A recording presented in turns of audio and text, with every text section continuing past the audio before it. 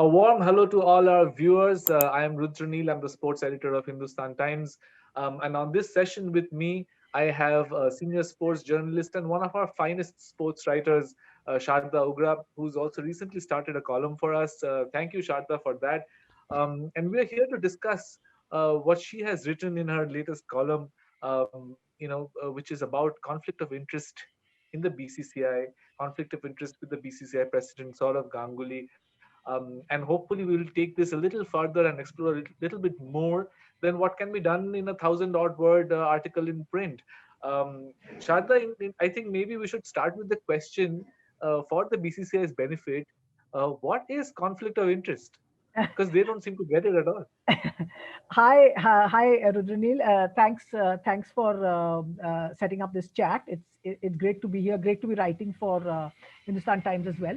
The conflict of interest is a definition from business, which basically was trying to explain how you could not hold two positions at the same time, and therefore affect the business or the not business as a business is just my sort of amateur reading of it. It's basically any position that you hold. Are you able to gain advantage over it that is unfair in a sense? Now if you Right. are CEO of a company, you gain advantage by being a good businessman and by doing whatever you have to do to get better than the competition. Are you then able to use that position because of another sort of parallel position that you hold? Are you then able to take benefit from it, not necessarily to your company as much as it is to yourself? So Right. it looks like a slightly complex thing, but in sports it's very simple, because in sports a lot of the rules are also fairly simple.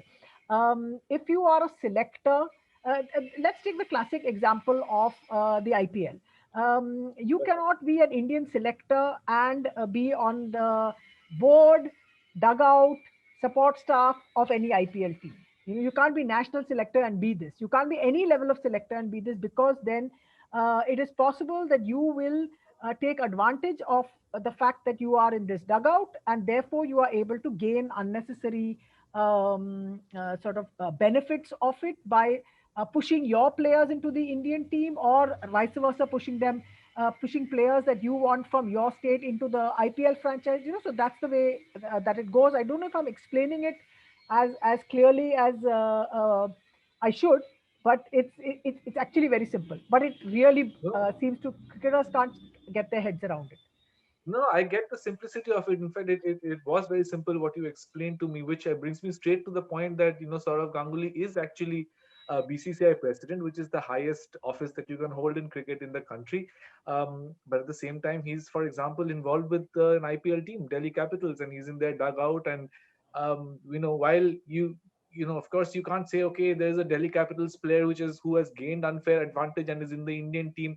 Nobody can point fingers like that at the moment, but the very fact that the situation that he's in is conducive to such things, that Yeah. is a major problem. Conflict of interest is about the possibility.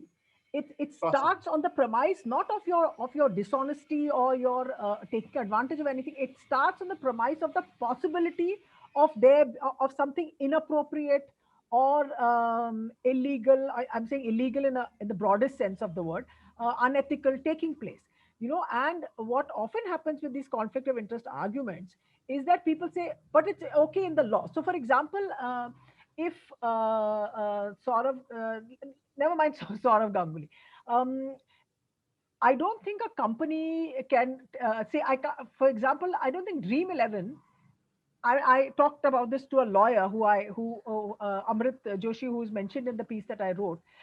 It's not that there is any legal clause which says that, oh, this cannot be done. It's a question of your position and the ethical thing behind it, and the ethical groundwork that is there. The presence of what I call a moral compass.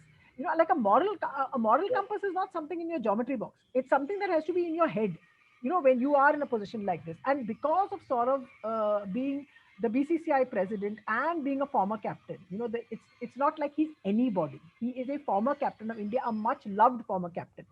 And that's when this happens, and all of us get really upset about it. and say, listen, it doesn't even look good, you know. So that is the whole, Right. question that came up, that you are actually being a sponsor of a company that is a rival to your official sponsor. So who are you in this? As BCCI president, you have signed a deal, or that company has signed a deal with your board, to be title sponsor and all the other advertisement, all the other endorsements they've given you, and at the parallel time, you're this is running like a little side business, you know. So that's why it's not, it doesn't add up, and it's instinctive. I mean, like the case of Sebastian Coe is also very clear. He was Nike ambassador. He was it was, but I have to say it's not that clear. He had to be pushed to leave. It was a very, very Right. contentious. It went on for a few weeks or months or whatever, and then eventually he had to step down. So all Right. athletes, I think, seem to have a problem with with conflict of interest. Clearly, because even FIFA has had so many problems, and we have seen so much corruption in the world body of football. And just to give our viewers a little bit of context, if they have not actually read your piece, we are what we're talking about here is that Saurav Ganguly is the brand ambassador for My 11 Circle, which is a fantasy gaming platform who are the direct competition for Dream 11, another fantasy gaming platform, who are the title sponsors for the IPL, as well as they have a deal with the BCCI for the Indian team. In fact, Saurav Ganguly has recently become brand ambassador for Class Plus, which is a edutech startup. Again, in direct competition with Byju's, also an edutech startup, which is the primary sponsor for the Indian team's jersey. So a whole lot of conflicting companies at work here. And in fact, in your piece, one thing that we saw is the co-founder of My 11 Circle talking about um, that why he thinks that it's not a conflict of interest that Saurav is their brand ambassador, because he says that it would be a conflict if Saurav was the brand ambassador for Dream 11, who are the sponsors for the IPL. What do you think of that point? that that is a that is a completely, it's sort of like a jalebi argument that he's given you, because I don't think you are going to get a BCCI official sponsor saying, I'm sorry, this is the president is not behaving in conduct, this is conduct unbecoming. You're not going to get an official sponsor to say that, Of course. particularly in Indian cricket, where there is so much of what's the word that you can use, there's almost a territoriality about what they have, because Indian cricket is seen as the golden goose of Indian sport. So nobody wants to annoy anybody, you know. So and this is, it's not a new thing that has happened. Conflict of interest has existed all the way back, as far as I can remember, as far as I'm thinking Azharuddin's captaincy, you know. And there's a Virat Kohli was also pulled up for conflict of interest about his directorship in a couple of companies, and that's not a new thing. It's been happening before, but this idea and the fact that this exists, and the fact that because of the LODA recommendations, there are now official rules about it. This is why everything has been thrown out into the open, and we are discussing it, and people are finding it, they can't get their heads around it. You know, it's because that it has been made a rule, even in a sense of say of a business, or in the sense of even Saurav Ganguly doing his doing an ad with a rival competitor to an official sponsor. There is a method that you have to go through in business terms, in the sense that you have to have a ethical code for your senior management, or senior people that hold your position, and then you have Right. got to come out and have it accepted that this is how it is. It has to be voted on. But obviously, you know, this is the BCCI presidentship is an honorary position, which again throws us up. It's not as if he's the CEO of BCCI, you know. So then there is this Right. little gray area that's there. So there is a way to do it, but it has to be put out in the open, and procedure and formula has to be followed. But as we know, there are no BCCI meetings that are happening other than the one on the 24th. That is very important. There is no order and method. There's fighting against the recommendations themselves. They don't seem to hold it for any at any value. So that's why we are in this kind of situation. Yeah, again, just to review this, I mean, in fact, the reason why all of this we're talking about all of this is because, as you mentioned, the Lodha recommendations. This all started with a very obvious conflict, which is the former board president N. Srinivasan also being the owner of a company which was the owner of an IPL team. Um, very simple to understand that that cannot possibly be a good business practice. You cannot possibly have a very fair kind of system when this happens. Which is the reason why the Supreme Court pulled up the BCCI. Then they took over the BCCI for what, a couple of years or so, Yeah. and then all these recommendations came, and then sort of Ganguly became president on the back of Yeah. these reforms Yeah. in the BCCI. And in fact, now he is trying to fight back against those very same reforms, because those part of those reforms say that you cannot hold an office after you have completed a 6-year tenure in the BCCI or any of its affiliate state units. Saurav Ganguly, of course, was CAB general president as well. So he's completed his 6 years, but he doesn't want to now give up the BCCI president's post. So they have actually filed a petition with the Supreme Court, fighting the very reformations that actually brought him to this post. So it is a very complicated situation, which really does not look good from any angle. Yeah, absolutely. And the situation that N. Srinivasan came into, actually they retrofitted the BCCI constitution to enable him to set up Chennai Super Kings. It literally Right. the original BCCI constitution, which actually it was very hard to get a copy of. It was almost like easier to get hold of the Indian constitution anywhere. The BCCI constitution we couldn't find at all. Um, so the original rule said you cannot be involved in any commercial enterprise which works with the board, or has any part to play in cricket. So it was actually stated in plain terms. That was changed. That was brought down, and they said it can be possible except in IPL. It's not allowed except in IPL.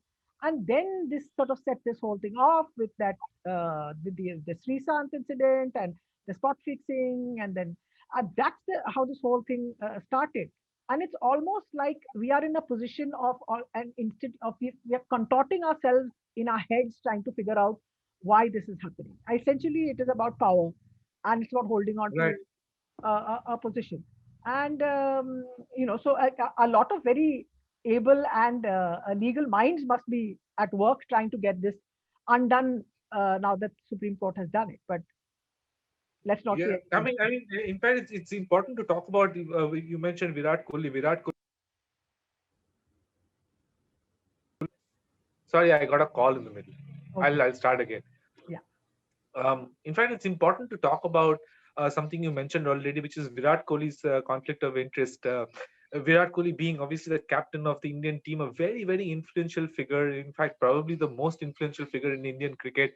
Also is part of a company which manages other players, some of whom are in the Indian team. Again, no question that they are there for merit, and not because, but like you said, the possibility should not exist, but it does. And we have seen it time and again with past captains as well. Isn't that right? Yeah, so there has been a whole, there's like a history of this. There was a story that was told to me. This would have been at least about 18 years ago, 17 years ago, by an Indian cricketer who said that one of the managers came up to him, one of the player managers came up to him, whom he was not signed on. This is a young guy, and he said, "You got to Hmm. sign on with me." So that guy said, "But listen, what is it?" He said, "You have to, because the captain is with me, the selectors are with me."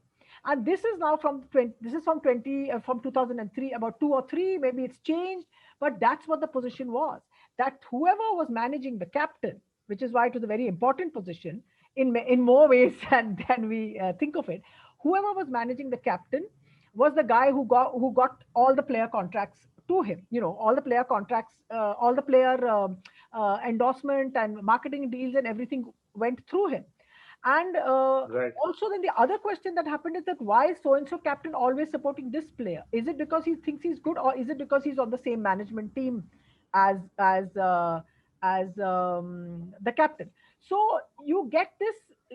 You don't want this kind of thing happening if you have. So this has been going on for ages. That, oh, let's get accredited managers and let's do this properly, and everybody talks about it. But the moment you have the captain and his commercial manager uh, that have a partnership more than that, just that one simple deal of, I'm going to look after your Yeah. endorsements and your sponsorships and so on, and that's the only deal we have. The moment it goes beyond that to have partnership in a company, then it starts to get more complicated. I'm not saying this is the only country in which it happens. I'm not saying BCCI is the only board that just let this go by. I'm just saying that it's not correct, and it's not And it's the again. only one which is our concern anyway. Exactly, exactly, exactly. Yeah, you said this. Yeah, yeah, you said this. Yeah. No, so what's the solution then? I mean, we've seen MS Dhoni was also involved in a thing like this. We also saw Azharuddin was involved in Every something like captain, this. like name the captain. I mean, name the captain. I'm Name trying the to think club. how far you go back on this when this whole thing started. Yeah, from the 90s onwards, just name the captain, and this thing would have come up. So I again, mean, when as you're soon talking as of, the concept of sports management came up, this yes, started happening. yes, yes, and the whole thing of the possibility of something that was inappropriate, or that was not right, or not above board, when the possibility arrives, then you get into this kind of a situation. Now, what is the solution is, if you want there to be a little clear cut distinction in how things are done, then have a professional management running your board, which is what you had wanted to do. Ram Guha in his new book, The Commonwealth of Cricket, tells you about how even the professional management that came in was starstruck by Virat Kohli. During the time they changed the coach, when the coach changed from Anil Kumble after the Champions Trophy, from Anil Kumble back to Sharda. Right. So there has to be professionalization, because we are now in a multi-billion-dollar business in Indian cricket. It is, but at the moment, who's going to let go a multi-billion-dollar business when you can run it like it's your family enterprise? So it's a tough thing to. It's a very simple answer as to what you should do is at least start by professionalizing it. At least start by putting more power in the hands of your management to just do management things. The selectors select, Right. the CEO decides. I mean, uh, there's an office that planned your domestic calendar. They know what to do. Give them the job now and say, well, how do we manage now? What do juniors do? What do seniors do? What do the women cricketers do? But no, because it's just now at the moment it's like a bit of a kind of a there's I think the COVID has been a great advantage for sports administrators everywhere. They don't have to do anything. There doesn't have to be any real Yes. activity done to help or to benefit sport with. They just have to sort of make announcements now and then, say we are working for the betterment of our sport and so on. And similarly in cricket, there's this big gap of information. I don't think first class players know what's going on. I don't think the women cricketers know what's going on, how many matches they're going to play. So there is this thing, but had you had a professional management, you can look after your power equation separately. That's fine. But then you at least got CEO's office, or the COO's office, or the technical committee working out all the other stuff. Right.